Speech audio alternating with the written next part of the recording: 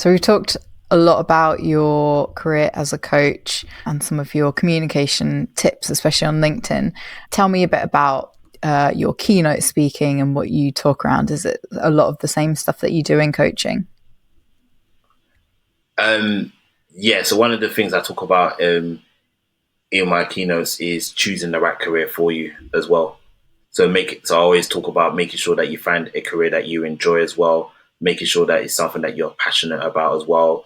I also talk about my story of what I've been through as well in terms of a career from finance to advertising to higher education as well. And I always try to leave people empowered to let them believe that you can do any career that you put your mind to as well, even if you may have studied something at university, for example, that you now realize I don't want to pursue that path afterwards.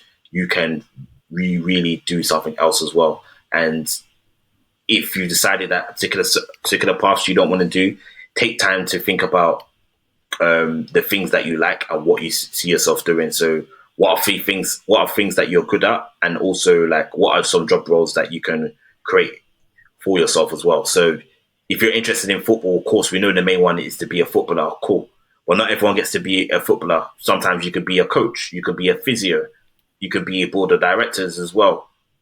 So really just trying to let people know that, hey, if you have a particular passion for a particular industry, here are the job roles that you can do in these industries as well. So I think one thing that definitely does help, especially when I give talks, is exposure. The more you're exposed to the options out there, the better, because then it can give you a sort of indication as to whether something is for you, and then what you can do as well. Because I always tie it back to LinkedIn, is that you can reach out to LinkedIn and speak to someone who's in these particular job roles and just ask them questions about what's this job role actually like. So what you're literally doing is that you're literally doing your own survey where you're getting deep insights as to what something is really like. Because no job role that's advertised is really going to tell you what something is, because they just want candidates. So they will always advertise it as the best thing, but then the professionals will tell you the truth. And then as you gather the research and everything, you can make a decision as to which one you feel like is right for you as well.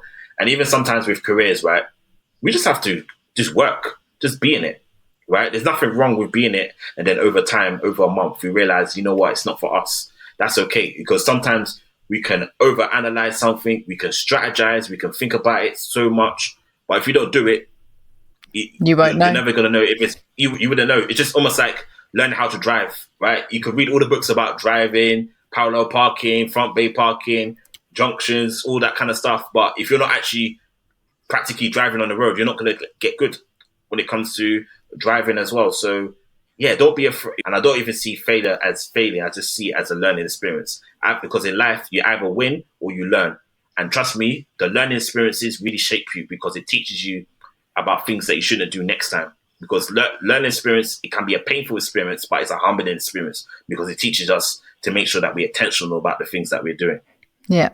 I think that point, first of all, about exposure is really important, because from my own experience and my science background, I did a very general science degree at undergrad, and then I just didn't know what was out there.